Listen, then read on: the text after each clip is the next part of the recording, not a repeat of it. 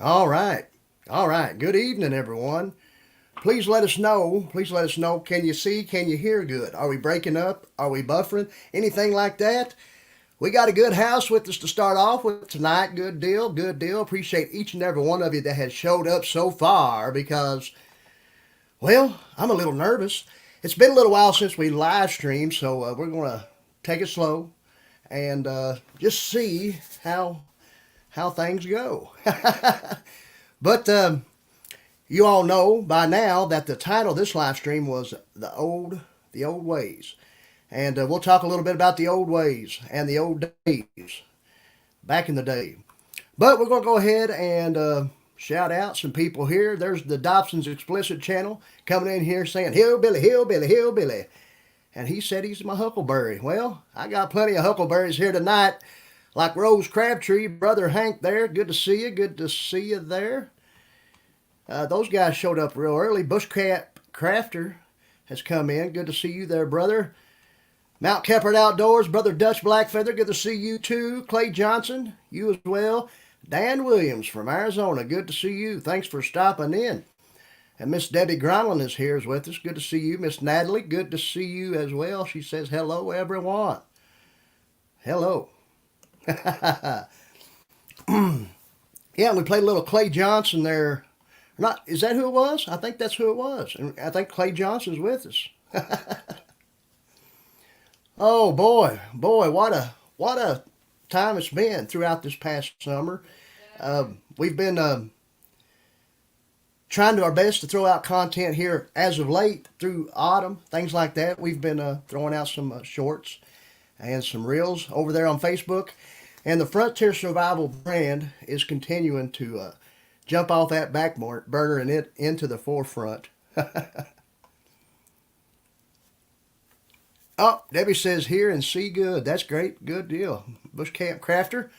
Brother Nate there said loud and clear.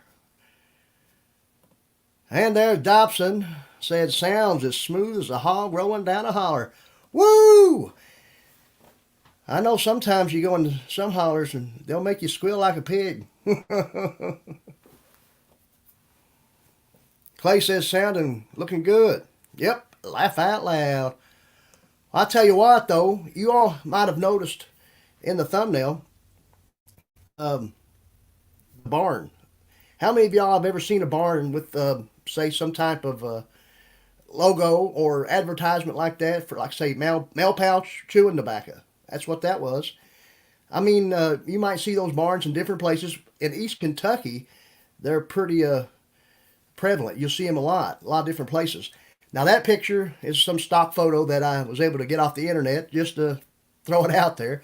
But I have seen plenty of those barns in and around places right here in my home state and my region of East Kentucky. Ark Living. And with that being said, good to see Ark Living here. You're doing horrible. You'll never make it.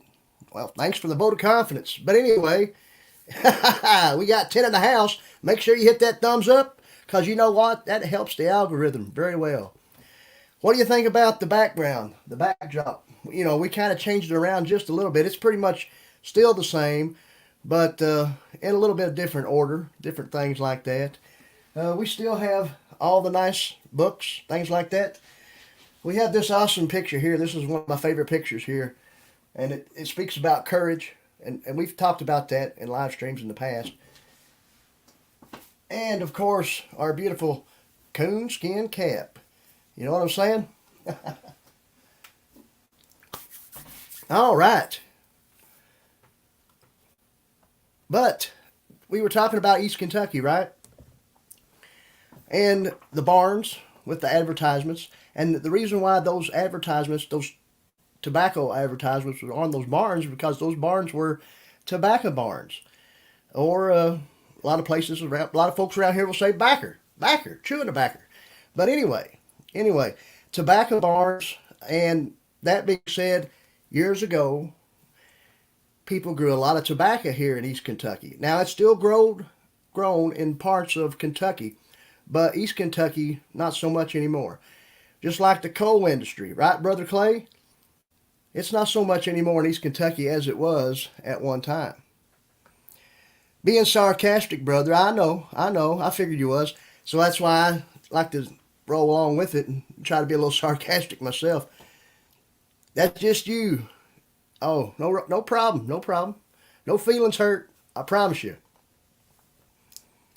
Background's looking good, Clay says. Well, that's great to hear. I'm glad you think so. Because, when you're doing content creation, whether you're live streaming, whether you're actually throwing out some type of edited video, presentation is at least in the top 5 of the criteria you would want to meet, I would think. How many would agree with that? Audio, video, the presentation. So that being said, sometimes, you got folks out there that's in the outdoor community sometimes talk about, well, they didn't go way deep in the woods. What the heck? They just got a tree behind them. But that's what it is. That's presentation. That's what's helping these certain channels that are throwing out videos out there, I myself included, that we might be doing some type of gear review, something like that, some type of skill showing off, but we got some type of nice wooded backdrop behind us. So what so be it. I don't understand it. I don't understand the problem. And then when you get out to the backwoods, they say, well, maybe maybe he'll get out there every now and again. Well, not too long ago, as some of you all were with me, the last time we went live, we were actually in the backwoods. We was checking out to see if we could get a actual data signal, and we did, 4G signal, and was able to go live up there. Now, watch the footage back. The live stream's still right here on the channel if you want to check it out. But, with that being said, some of the footage that was played back was a little sketchy, a little shady, because maybe the signal wasn't all that strong, but it wasn't too bad. So what we decided to do, and we've talked to Clay Johnson about this, and even Dutch Blackfeather, we've talked with Dutch about this as well, about how maybe we can try to do some type of live stream overnighter up there on the ridge in the backwoods of this holler. Miss Mandy's in the front room. She said, what? Miss April, Nature's Wild Playground, has joined us. Another fine channel. If anybody in the chat has not seen or heard of Nature's Wild Playground, go check that channel out. A lot of trapping, a lot of, hunting, fishing, foraging, canning, different things to show you how to be self-reliant. Along with Mount Keppard Outdoors. Now, if you want to learn about the best way to put together a nice traditional minimal bushcraft kit, right there's your gentleman right there, Mr. Dutch. Mount Keppard Outdoors, they are fantastic at things like that. Fantastic at making videos and getting a good message, a good point across. I do believe in that. The Dobson's Explicit channel, another great channel. They do a lot of live streams. They'll go out there and they'll go out to the pay lakes and the big lakes and maybe the creeks and rivers and do a little fishing, show some fishing, live streaming. Miss Maria Dobson has just joined us. Good to see you there, Maria. How you doing? Judith and Dan Davis. Another good channel. They do a lot of trapping stuff. So see, everybody here's all outdoor related. But tonight, we're not outdoors. My channel, a lot of people think he's just a bushcraft channel. But no, I'm not. I'm a survival. The channel is Frontier Survival. And we chose Frontier Survival for a reason, because it covers being a survivalist, being a prepper, being a homesteader, being, someone who is a survival enthusiast, someone who likes to stay prepared, and above all, a God-fearing hillbilly. That's what I am, you know what I'm saying? So we're not all about bushcraft, we're not all about fieldcraft, or whatever it is you want to call it. We mix it all up together, Frontier Survival. And speaking of that, we've been thinking about some different things. The last time, in that last live stream where we were up on the ridge, going live from the woods, we talked about a name we can use to call the core community that comes and watches these live streams, or that supports us on all different platforms. And a lot of you that's here tonight actually do that, actually support us on all the platforms we're on. So we're still trying to think of a good name for what we want to call that core community. Maybe just core community would be a good name. I don't know. But anyway, we're figuring it out, and we're just that's what we're doing tonight, throwing some updates your way. What's going on, how we're going to do our best to crank out one video per week, edited video, along with shorts and reels on Facebook, Instagram, this, that, and the other. And yeah, for you all that don't know, some of you do, we do have a TikTok, so we like to do some entertainment stuff there as well. Miss Natalie's throwing some links out there, good deal, as we were shouting out some great channels. But, there's a couple of you here that, we do converse with quite often throughout the weeks and months. So, most of y'all that are here that do that, we all kind of know what's going on with what I've been thinking as far as what we want to do with the Frontier Survival channel and the Frontier Survival brand. And, that being said, we're not sure exactly how long we'll go live tonight, but we've already got some people in here tonight that I don't think I've ever seen before. If I have, please forgive me, but like Ark Living, he thought maybe we got off on the wrong foot, but no problem. We're good. We're all good. We're all good. But I appreciate you being here. And if you are subscribed to the channel, that's great. If you're not, please try to think about subscribing. We're always throwing live streams your way. Not too long ago, we were doing a weekly live stream, and maybe we'll get back to that. But if not, we will try to get them coming bi-weekly or at least monthly, and then throw out some other content your way, because we are back in the green for about, 6-8 weeks. We kind of got, views were down here on the Frontier Survival channel on YouTube. But we would still try our best to go and support the ones that are here tonight, actually create content that have channels. Those guys are YouTubers, right? I don't know if you call yourself a YouTuber or not. I don't really call myself a YouTuber. I like to call myself a content creator, because I like to create content on all the platforms that I feel like will help the brand in the long run.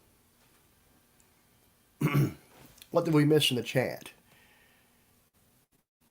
Mount Keppard Outdoors. We are friends outside of social platforms. I think that important. Making real life friends is what it's about. Yeah, you're right. Exactly right. Why can't we be friends? Camp Crafter, Mr. Nate, he agrees with Dutch on that. Yep, that's right, Dobson. Crafting some bush.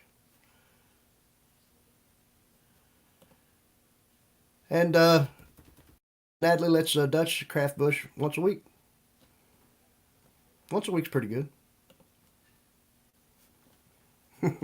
But as you see, if you see the tagline under the name there in the lower left corner there, I guess it would be y'all's lower left as well, Hillbilly Survivalist and Entertainer. So that's what we're trying to do our best here tonight for you guys. At least you all that show up and actually chime in the chat and sound off, is entertain you the best we can. But let's get back to tobacco. Yeah, in East Kentucky, myself growing up, I worked in tobacco for years. As a child, it wasn't, slave labor or nothing. It was my father trying to teach me how to have a work ethic. You know what I'm saying? Now, as a kid, did I want to do that? Not too much. But it seemed like as the years went on and you got to become a teenager, then you had some type of skill. You knew exactly how to do this, all the process it took as far as growing tobacco. And let me tell you guys, it's pretty much a year-long process, right? You start in the spring, you get your beds, sow your seeds in your tobacco beds. They grow up so tall, then you pull the plants, right? Then you reset them. You set them in a tilled field, something that's plowed up and tilled in the bottom, and then you let it grow. And then later on, before we finish this, guys, please let me know, are we buffering? Because it seems like I'm looking at the stream health right now, and Seems like things are maybe lagging. Let me know. We'll continue on. But it grows throughout the summer. You take what's called the suckers out. Some of y'all will know this. I know Clay Johnson will. Dutch probably does. He knows the process of growing tobacco, I'm sure. I know they grow that in Virginia, right? Am I correct on that, Dutch? Is tobacco grown in Virginia? I know North Carolina probably is the biggest state now that probably grows it, since Kentucky has kind of dialed down on that. But it's a year-long process. As it starts into fall, you cut the tobacco, you let it dry a little bit, you spear it and put it on sticks, the stalks of tobacco, then you take it to the tobacco barn, and then you hang it. And now later on, people used what they called scaffolds or something like that, and they hung it not so much in the barn, but they hung it on those, and it was kind of more out in the weather or so forth. The Western Way, good to see you. Bushcat, okay, no lag, everything's good. Hard work filling them barns up, exactly right, Clay Johnson, exactly right. And see, Clay, he's right here in East Kentucky as well, and I think we've already said that, but anyway.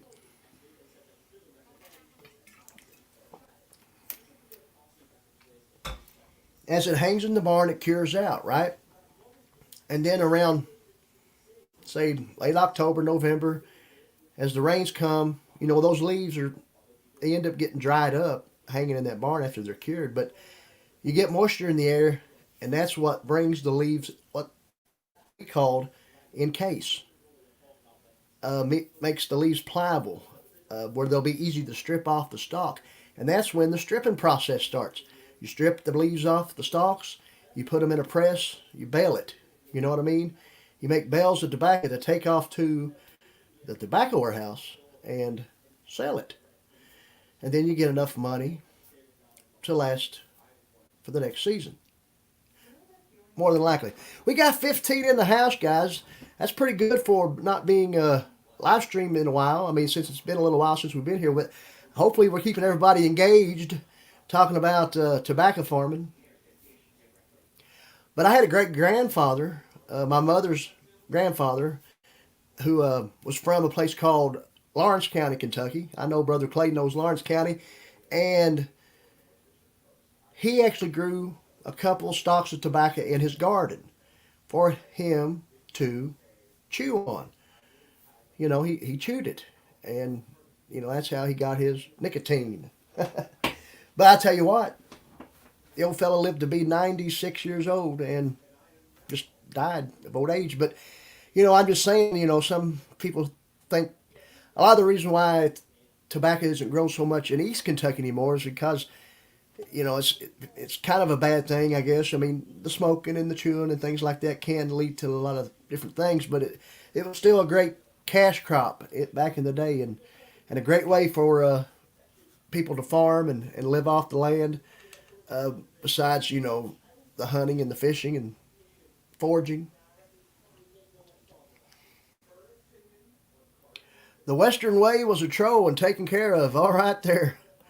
Well, I wonder why. How did we come to that assumption that he was a troll? I just seen one comment, I think. All right. Maybe you can let me know about that later on, Dutch. No problem. No problem.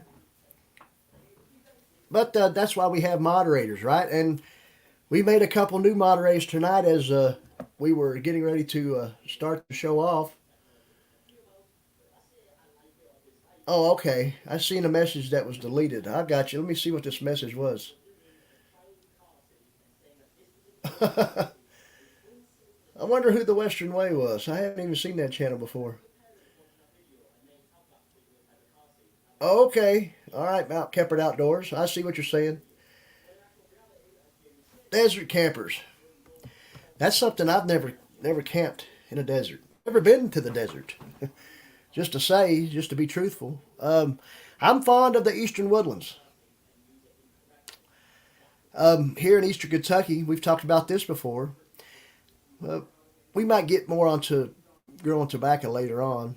I guess we kind of hit on everything we wanted to hit on when it comes to growing tobacco. If anybody else in the chat has something to chime in on that, we'll continue that discussion.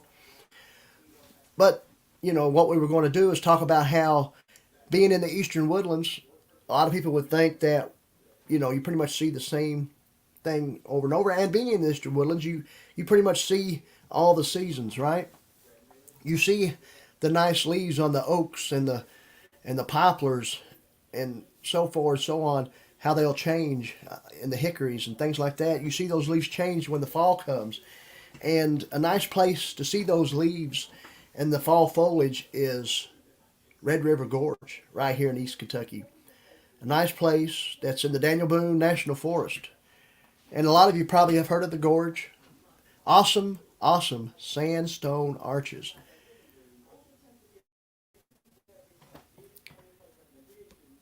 The old Western way, trolling people. What's up with that? Po' Boy. Po' Boy Adventures. He's been throwing some, excuse me. We are a little bit stuffy if you can't tell. But Po' Boy's good to see you. He's been throwing some content out. I've been enjoying watching that stuff. Good to see you, Po' Boy. Everybody's saying hello to Mr. Tony there, Po' Boy Adventures. And speaking of Po' Boy, he had sent me a book, and we had thought about maybe incorporating this into tonight's live stream, or maybe later on during another live stream if it doesn't, we got other stuff to talk about tonight, but this might be something that we'll incorporate. But he sent me a book not too long ago, and we showed this book when it was sent. But right there you see Spooky Tales and True Stories of Kentucky. And yes, you guys, I didn't mention it earlier when he came in, but Po' Boy, like myself and like Brother Clay, are from right here in East Kentucky. Willie Dobson, he's got Kentucky and East Kentucky ties from around Harlan, Kentucky. Isn't it Harlan, right, Willie? And then, Dutch, he's our next door neighbor there, right there in Virginia. Miss Natalie as well, the boys. But yeah, Spooky Tales and True Stories of Kentucky. And I'm partial to, just being right here in this spooky holler. But, you get on the ridge tops and places like that, you'll see things. But we might read an excerpt of this book sometime tonight or on a later date. But always know that we have material. We always have something that we'll try to talk about. So we sound pretty good, I guess, tonight. I mean, and that might be because we got the microphone a little bit closer to our mouth, and I'm not trying to get too loud because maybe the mic's picking up the voice a little bit better. I'm not sure. Yep, Mr. Nate, Bushcrafter, proven fact from southern Indiana line all the way through Kentucky. Is the Moonshine Road still there? Oh, yeah. Yeah, Moonshine, big big thing in our area that a lot of us here today. Ohio, Virginia, Kentucky, Indiana, New York. I'm sure Moonshine has been ran through all kinds of roads right here in this area, probably the eastern seaboard. That's something probably to do a little research on and maybe throw some topics out during the live stream, talking about moonshining. Now, Miss Mandy, her grandpa, he made moonshines. He was a moonshiner right here in this little holler here where we live at the moment. All right, we're sounding great on Po' Boy's end, so that's good. Oh yeah, moonshine's still being made for sure. Yeah, yeah, ain't no doubt about that. Bluegrass Hunter, good to see you. You snuck up in on me here. What's up to you? Judith and Dan says Mississippi Shine is still made in these parts. Popcorn Sutton, he's a character. He's no longer with us, is he? May the Lord rest his soul. But yeah, I think I've watched a lot of video content, on Popcorn, and he definitely was a character, and he liked making his moonshine. He definitely did. So, you got the old show Moonshiners, and that other gentleman, older gentleman, was it Jim Tom? Was that his name? I think that was his name. I think he's passed away as well, but Boy, he liked to make his moonshine and ride on what he liked to call a motorcycle. Motorcycle? Motorcycle. Let me get on that motorcycle. Well, that's great to hear. Po' Boy Adventure says got several ideas. More content can get the weather and other things to cooperate with me. I know what you mean there. I know. There's times where, you know, even when the weather was nice, I just wasn't motivated enough. Just to throw it out there, just to be as transparent as possible. Just didn't have the motivation. I mean, but the weather can play a factor as well.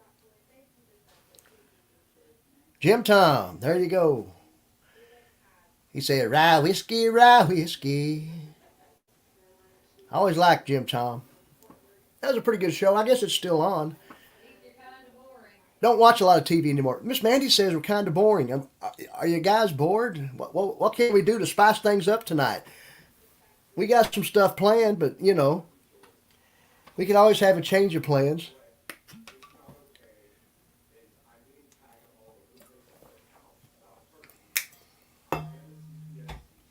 Talked about raising tobacco, talking about moonshining.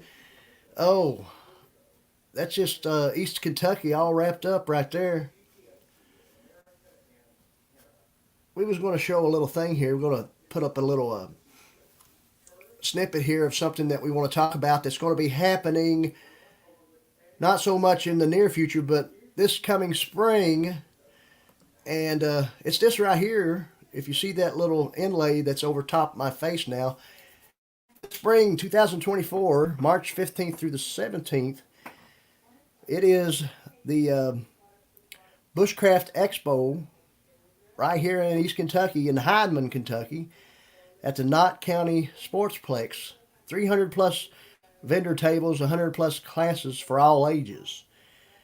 $35 for a 3-day event. You can register now. I myself plan, if I hope to go to this, we had been invited to come and be a VIP, and this is some new news to a lot of people, and cover the expo for the channel, for the Frontier Survival channel here on YouTube and the Frontier Survival brand. So that's kind of cool. Miss Terry Curry, who is with, oh Lord, I've drawn a blank. Aftershock preparedness. There we go. I know it'd come to me. Aftershock preparedness, the dehydrated meals, the camp meals, where you just throw the water in a pouch, let it cook. Good stuff. I've tried it. And there will be a video coming soon where I myself venture out on a hike, and we get out the little stove and cook up a meal from Aftershock preparedness and talk about it and tell you how well we like it or we don't like it. So stay tuned for that. But the Bushcraft Expo and Aftershock preparedness, I think, is, you know, the main. They're kind of putting this together. There's going to be some people there that some like, some don't like. I don't know. Some of y'all might not care about the Bushcraft Expo, but it was cool that she invited me to do this. So, you know, with VIP status comes with some good perks, so it's all good. And all in all, the best thing is that we can get content from there and put it on the channel. Maybe it'll help the channel. Maybe it won't. Yes, Mount Kempert Outdoors. He said he's going to be at that event. Oh, I'm trying my best to do it. You know, it's not very far away. I'm not very far away at all from that place. An hour, maybe a little less. Uh-oh, did we mess something up? Are we good? Please let us know. But yeah, I'm glad I'm going to legalize in Kentucky. I don't know. I think medical is supposed to be on the deal where you can get a card, you know, of some sort. I think that's going on. I don't really follow the news on that too much, but As far as recreational, I think that'll be way down the road. I mean, the county I live in isn't even wet. It's a dry county. There's been a lot of times where they've tried to vote it in wet, but it never happened. Am I saying that's a good thing or a bad thing? You know, my opinion on that really don't matter a whole lot because the thing is the ones that do partake in the alcoholic beverages, they'll go somewhere else to get it and bring it. The money goes there and not in the county that they live in. So I mean, pros and cons both ways. How many other people have counties nearby where they live that it might be a dry county and they don't serve any alcohol whatsoever?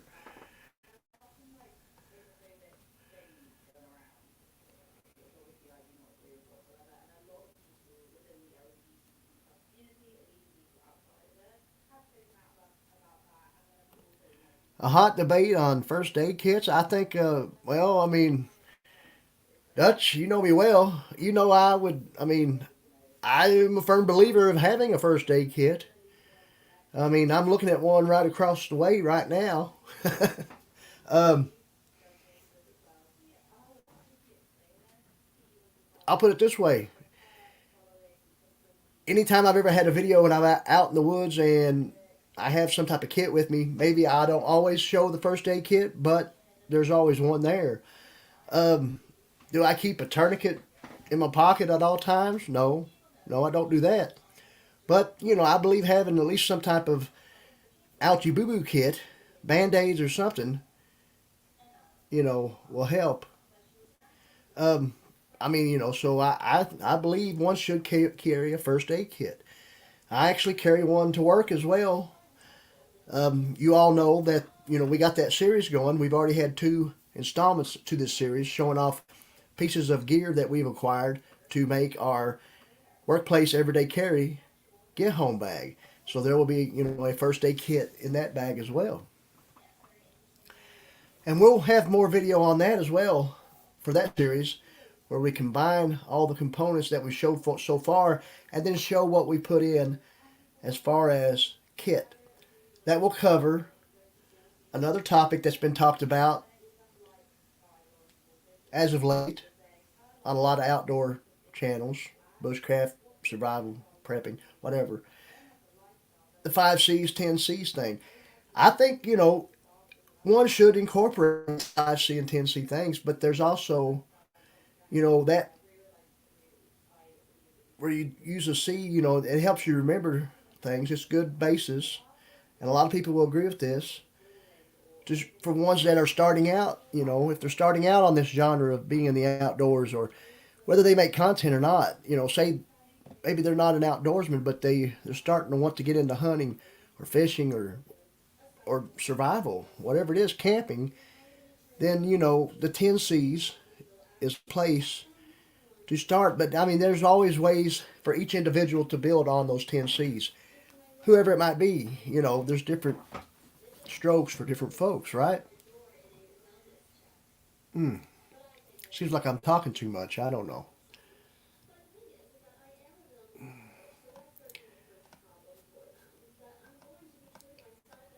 But that's just it. How we talked about first aid kits.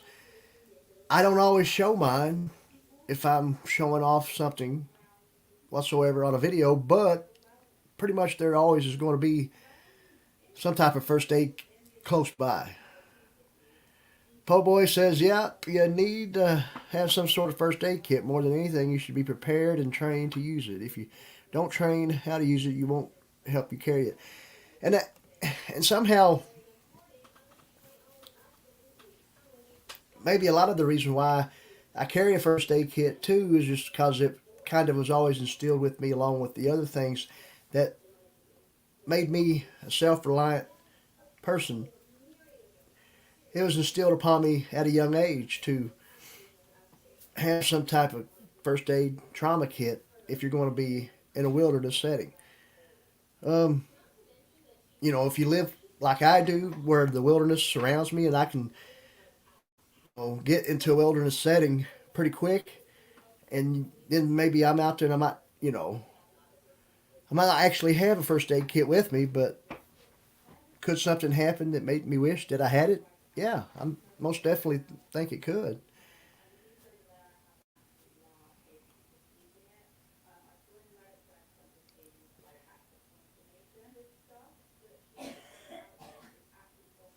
What we got going on here? I'm trying to catch up with the chat. Oh, did I miss Nunya, Texas on the back 20? Hello to you, sir. Good to see you. Exactly. You have to have some training. I mean, yeah, first aid, CPR if you possibly can. I'm trained to, and I know a lot of you here already are as well, but at work we get trained to use the AED, in case someone goes into cardiac arrest, and we have one at work. We have first aid training. I've had first aid training for at different intervals all my life. Seems like uh, as part of the job that I've worked at or whatever. Yep, I know. Plant some pretty trees in them woods. There you go.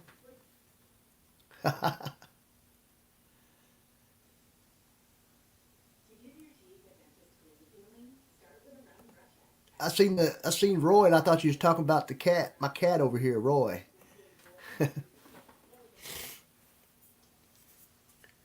Well, that's cool that everything sounds good tonight. I was going to be wondering how this microphone was going to work.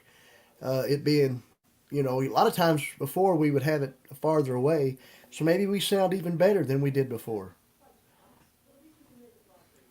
Maybe I'm wishful thinking there.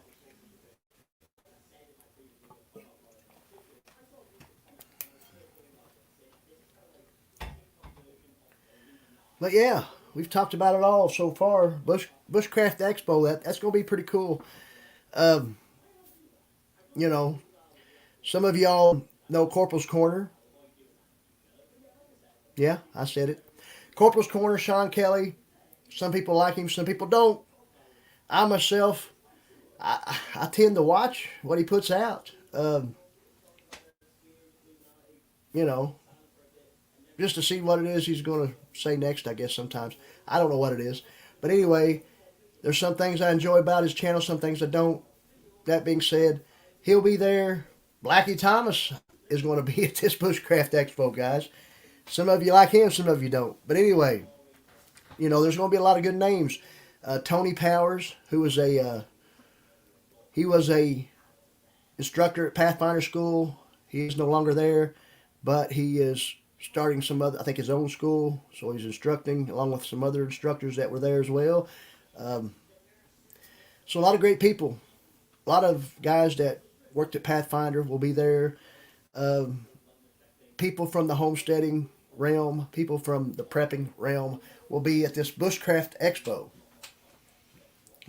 Sometimes it made me wonder when I seen some of these people that were coming in to speak or do a meet and greet or whatever it is they're doing. Really don't have a whole lot to do with bushcraft, but but they still have something to do with, I guess, homesteading. Because I guess if you look, I think it's called the Bushcraft Homesteading Expo. We can bring that visual back up here.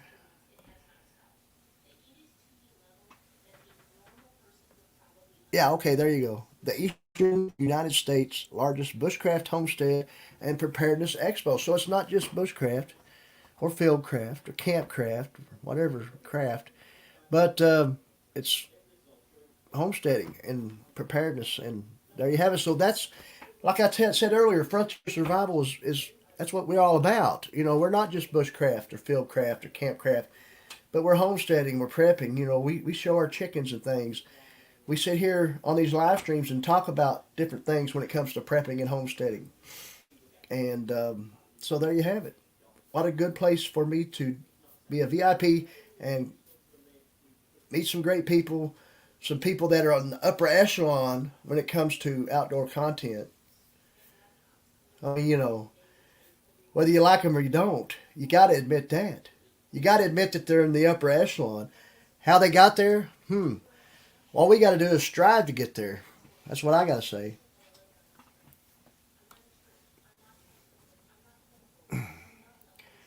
We're going to show some other things here. I'm not sure. Hopefully, y'all can see this, but Clay Johnson, I think he's still with me.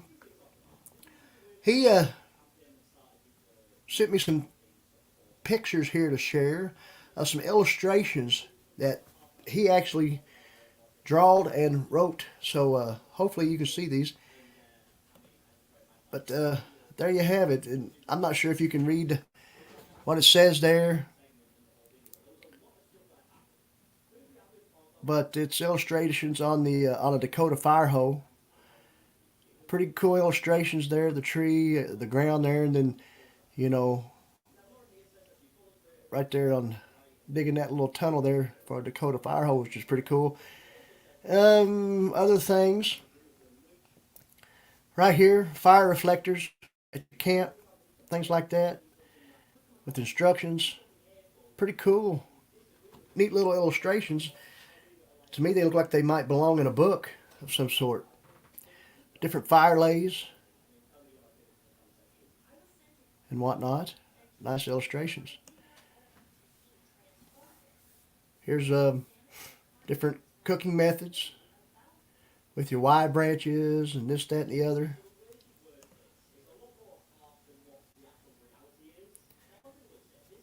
But wanted to show that real quick. Different illustrations. Later on, when we throw the link out, if anybody might want to come up on panel, maybe Brother Clay would come up and talk about these.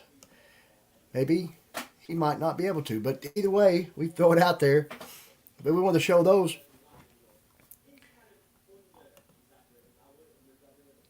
I'll tell you what, and I've heard Mount Keppard Outdoors touch on this, Brother Dutch on some of his content, but Dan Wowack of Co-Cracker, he's probably, if I respect anybody the most when it comes to the upper echelon of outdoor survival, bushcraft type content creators, it's Dan Wowack. Uh, Probably more than anybody, probably more than Dave Canterbury. I watch Dave Canterbury. Um, I watch, like I said earlier, I watch Sean Kelly. I watch his stuff. I do. But I'm always going to agree with what he's got to say. No. Are some of y'all going to agree with what I got to say? Probably not. But that's just how it is. You can't always agree with everybody. I mean, a lot of times you'll see people make comments on other people's stuff, this, that, and the other. Sometimes they're troll comments. A person can get rid of them pretty quick. But sometimes you'll see someone just say, "Great video," or something like that. You you know, try to make sense out of that sometimes. So, I mean, was it a great video? Really? I don't know. I think a lot too much. Yep, Dan is great. Dan is a solid guy. Seems like he's got pretty good character. Uh, I seen some of the stuff. Looks like he's bringing some products out. I mean, I think he might have had products for a long time, but he's getting some new stuff out. Some haversack type stuff. I think a wax canvas haversack, but I don't know if it's got any different type of components to it that would make it, a cut above the rest.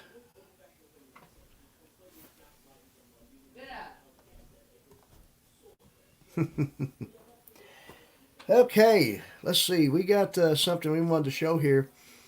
Not long ago, I was able to win some sort of giveaway from Mount Keppard Outdoors, Dutch Blackfeather. It was probably back in the summer or maybe spring, something like that. But it was from a company um, called Survival General. And that bag right there, you see that? That bag, if you can see that there in the picture, it's a British military DPM camo shoulder dispatch bag. Well, the giveaway was that I won something from Survival General. I could just go to the site and pick out what I wanted, and then it got sent to me. So that's what I picked right there. That DPM camo shoulder dispatch bag from the British military, and I lost it.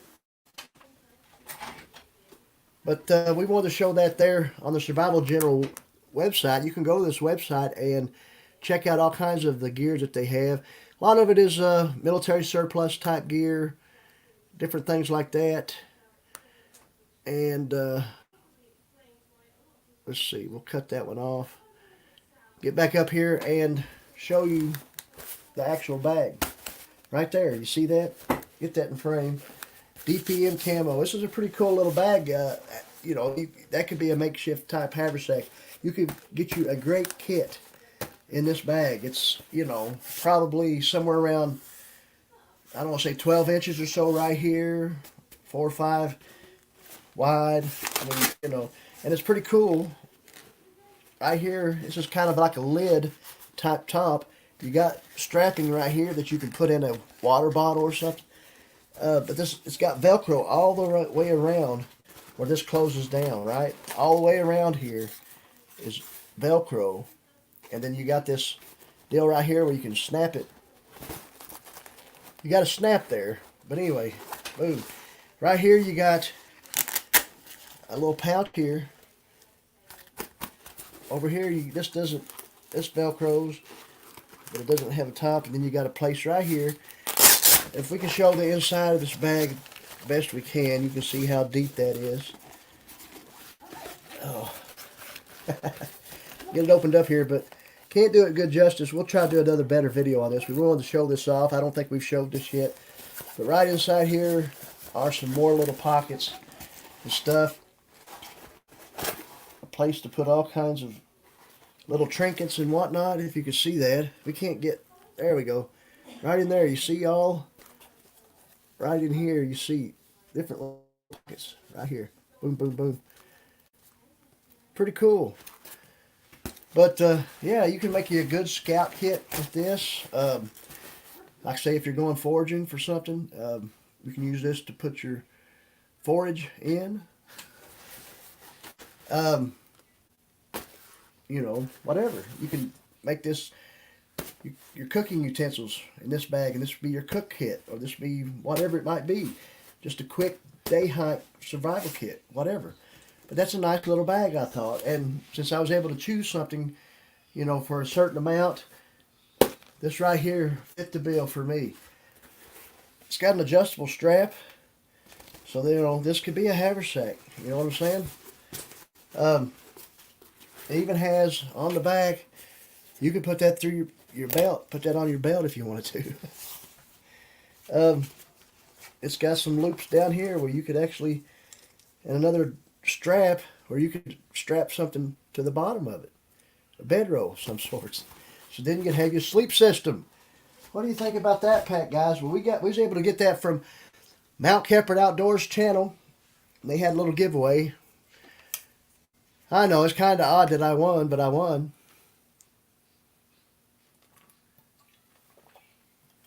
No, it's not odd that I won. I was glad that I won. I was happy that I won. And, you know, I have won a lot of different giveaways in the past before.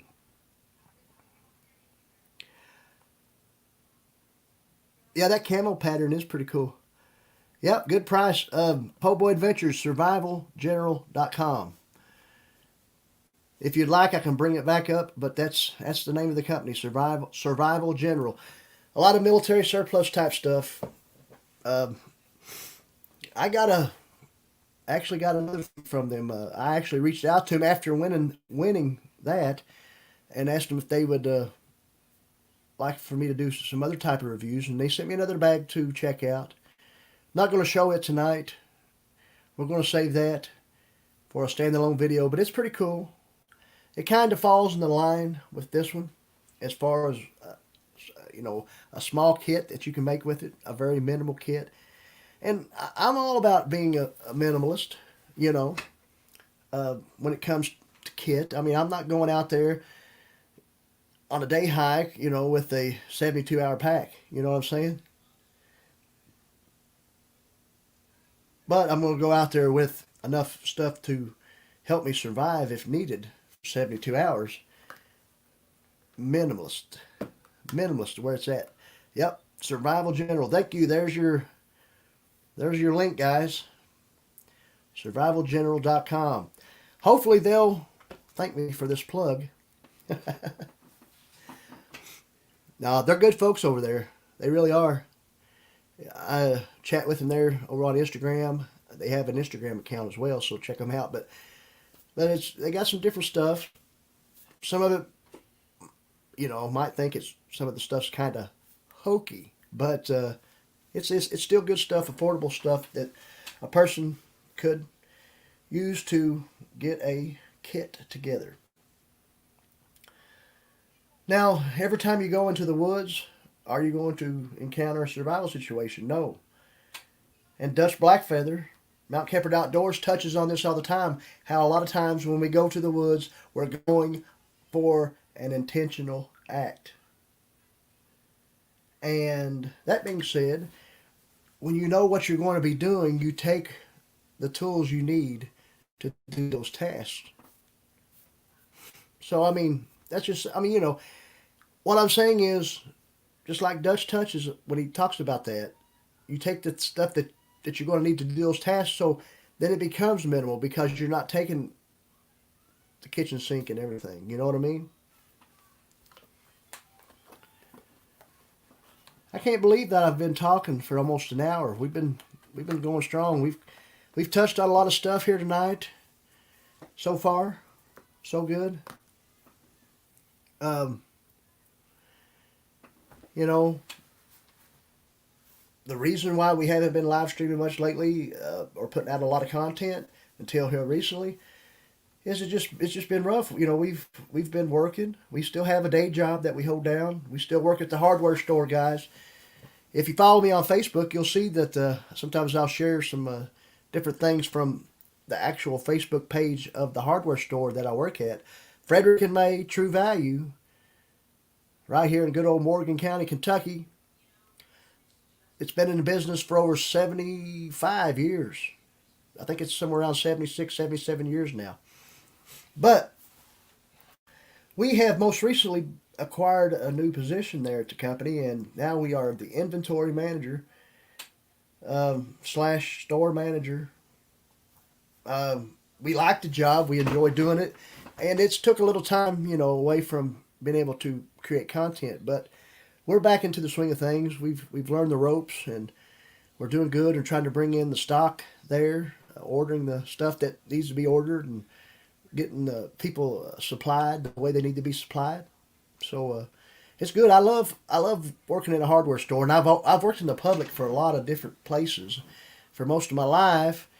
If you couldn't tell, I'm decent with the public, and it's fun. I like working with the public. I like helping people, and there you have it.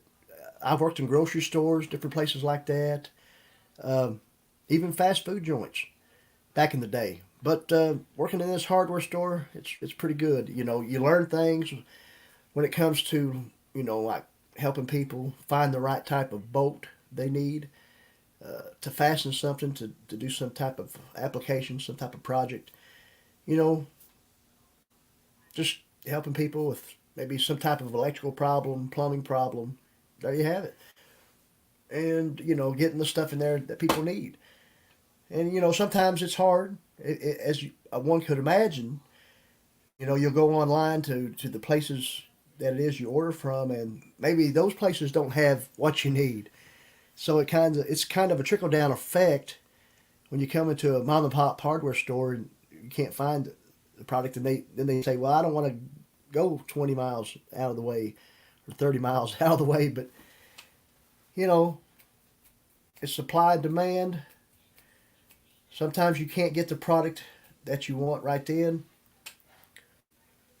and that works with me as far as being the one trying to bring in the inventory to resell to others, or the consumer trying to buy the product from the store.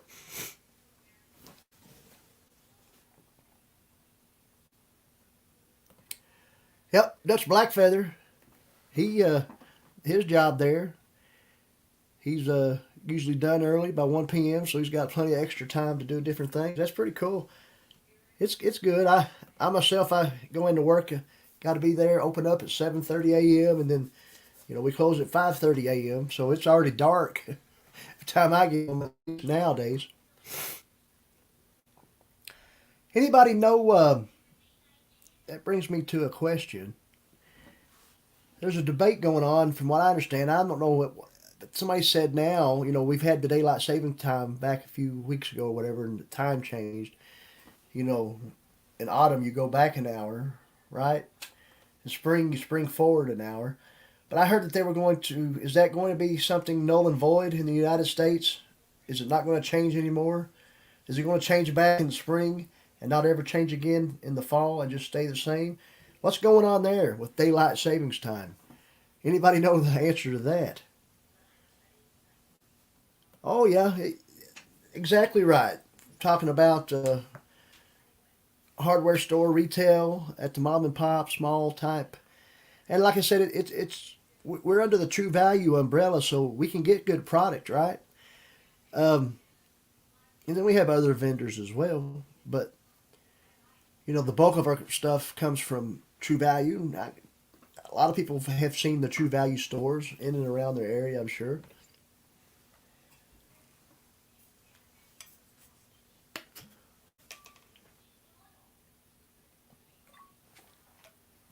Maybe one day we'll do a video on the history of Frederick and May True Value, the 75, 76, 77 year history.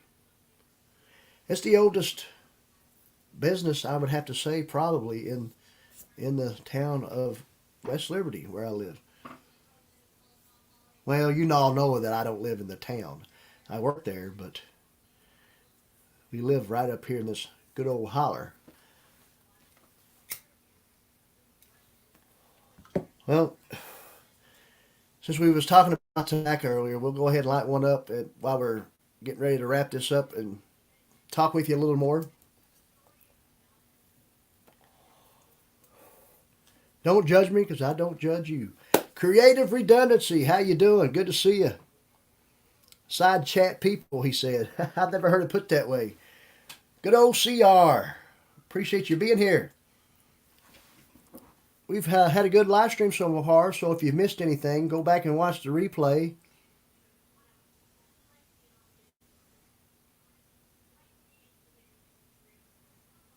Yep, I forgot to mention that when Dutch was talking about his job. He manages that pig farm there in Virginia. Slaughterhouse and farm.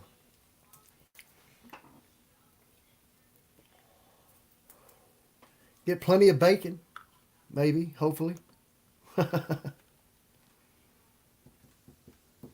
Okay, here's somewhat of an answer, or at least Creative Redundancy said, hello, Miss Mandy. Po Boy saying there is a push for leaving it on Saturday or standard time. Okay, scientific studies show standard time is healthier than switching every year.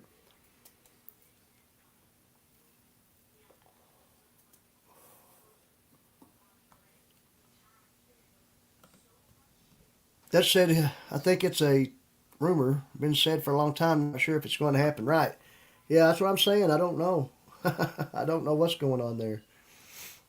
It's hard to say. Hard to say exactly what's going on there. Oh, there we go.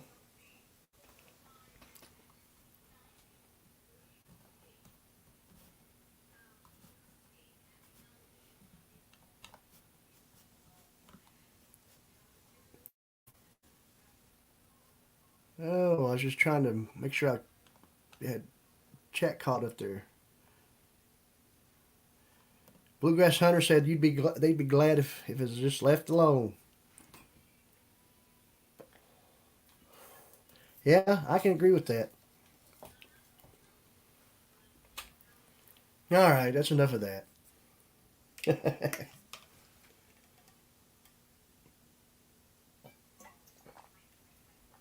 If you're wondering, Maxwell House. Maxwell House Coffee.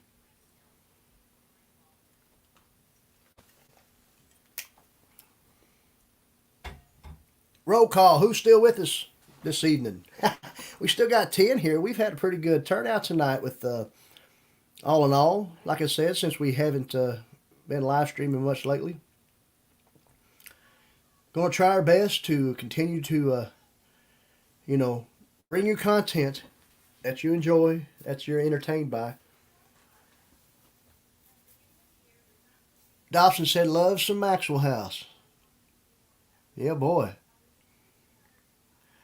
Hey, I don't know if it's the tail end. More than likely, it probably is their creative redundancy. I don't see no reason to go way over an hour unless, someone might want to come up on a panel and discuss something they got going on.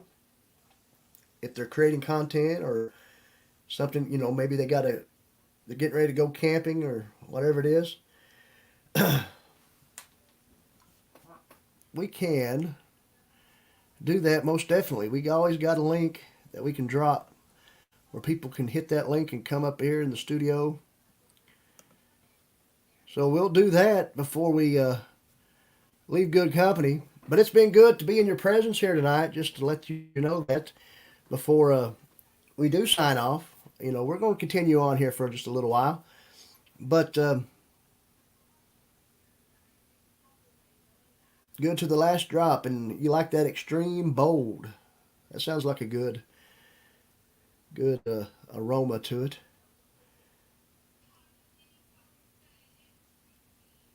A cup of Joe for creative redundancy, please.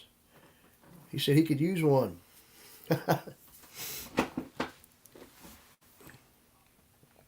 yeah, there's the link if you want to come up here and discuss anything it is you might want to. We threw out all the updates your way. Like I said, we're going to do our best to bring continue content your way. It's cool that when you're gone for a while and you still get this great turnout. We've talked about that. We talked about tobacco in East Kentucky and how it was one of the biggest cash crops back in the day. Talked a little bit about moonshine, this, that, and the other. Talked about daylight savings time. Talked about this nice bag here. We're going to put together a kit for this, guys. You're going to see this again. Some great friends show up, guys that are part of the clan. So there you have it, guys. That's going to be the name for my core community, for the Frontier Survival brand core community. Be a part of the clan. Be a part of Frontier Survival.